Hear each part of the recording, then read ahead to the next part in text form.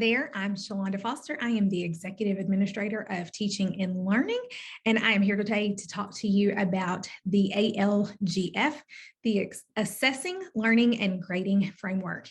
In June of this year, the JCPS Board of Education approved the SPP, Student Promotion and Progression Handbook, and the ALGF, Assessing, Learning, and Grading Frameworks, as a part of our new policies that we are using to assess student learning. And so I'm going to share with you guys my screen here. On the principal priority page and on your agenda, you should have this one pager here. This one pager describes for you the ALGF. And one of the things that I want you to understand about the ALGF is I want to clear up one misconception. The ALGF is not standards-based grading. That seems to be one of the things that people have a misunderstanding of. The ALGF simply is a mindset shift so that we are ensuring that all students have a more equitable learning experience here in JCPS. We are ensuring that we have all students are given access to grade level standards as well as authentic learning opportunities that make learning more relevant and meaningful for them. So this is really just a nudge. It's not entirely different from what we've always been doing, but we're moving from a more traditional approach into a more competency-based learning approach. And so on the principal priority page and on your agenda, you have access to this one pager here. The ALGF ensures that teachers are using two grading categories this school year, progression and mastery. That means we've taken out engagement. So progression should count for 10 to 30% of a student's final grade, and mastery should count for 70 to 90%. One thing to keep in mind is that no one assignment should be more than 1/3 of a category.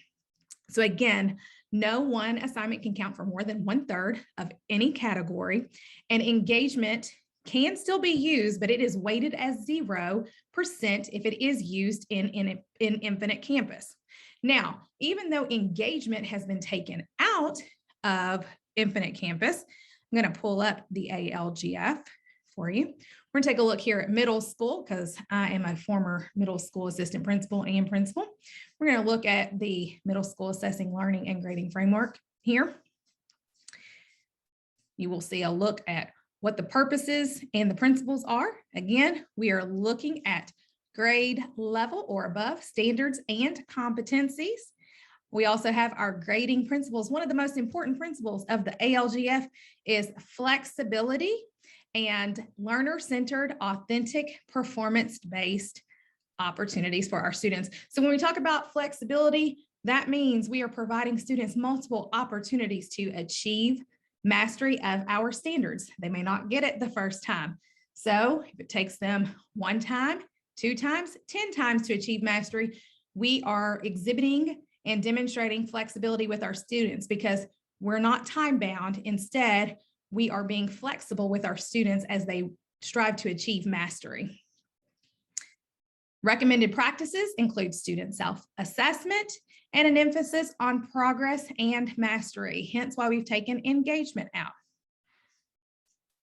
As we look here, there is a crosswalk here that explains what this all means for our students, our educators, and our parents. So again, we're moving away from a traditional grading system, and we're moving towards a more competencies and standards-based approach. I won't read this to you because you all have access to this, and I will allow you to do that on your own time. But really think about back in the day, if you were like me, you had educators who gave you credit for bringing back in a signed syllabus, or if you brought in tissues or paper towel, you got extra credit for that. Well, that had nothing to do with your understanding or knowledge of the skills, content, or the standards in that class. Those are what we call enablers. And so we're getting rid of our enablers and moving ourselves towards a more standards-based approach. One of the other things that we're trying to move away from is that use of those zeros. A 0 can absolutely kill a student's grade, and I think that all of you guys already know that. So we're trying to move away from those zeros and focusing on our mastery of our students. Here you'll see our Board of Education policies, and we move into those categories of academic grades that we talked about previously. So you have student progress and mastery, those are here, and you have evidence and assignments, so some examples of each of those in the categories. Now we talked about engagement and the fact that it can be included in Infinite Campus. Here are some evidence here for engagement. Now, one of the things that it states here is that it shall be communicated through descriptive feedback. Well, let's go back and let's talk about descriptive feedback. And what exactly does that mean? Well, Amy Mueller has provided you guys with a tool that you can use with your staff. So the ALGF says that we have to provide descriptive feedback on engagement. How do we do that? You can do that by providing comments on assignments. Your teachers are probably already doing that on a consistent basis. You can provide comments at the end of the terms that accompany the posted grades. For our elementary school educators, you are also using the elementary school process codes and any ungraded assignments that are added to the student engagement category. Again, remember, if you are using student engagement, that weights as 0% in Infinite Campus. And so again, that just kind of takes you through our ALGF. I will not read through all the rest of this because you do have the ability to do that yourself. What I would like to do at this point though, you have the one pager. I now want to show you how do you find the ALGF and the SPP on our JCPS website. So you've got a couple places that you can go. If you're helping parents locate it, you go to the Parents tab, and at the very bottom, we have our Student Promotion and Progression Handbooks, elementary, middle, and high. Again, I'll click on middle because I was a middle school educator. So we have our SPP. This is where we have our policies that talk about how often you have to communicate about student progress, because remember, even though the ALGF doesn't talk about that, the SPP does. This explains the courses that a student must pass in order to be promoted to the next grade level. All of those are here, progression within middle school. And it also talks about how often you have to communicate with families there, as well as our additional considerations for our English learners. Now, we can also go back here, and our assessing learning and grading frameworks are here. Again, you can click elementary, middle, or high school. Now, employees can also access this information by going to the teacher backpack. So when we go to the digital teacher backpack, I'm going to select 6th grade because we're looking at middle school. And on the second page, we go here. And under guiding resources across all categories, at the very bottom, we have student progression and promotion handbooks and assessing learning and grading frameworks. The bottom right-hand corners, there are those 2 handbooks that are there. A couple of things just to remember about both of these documents.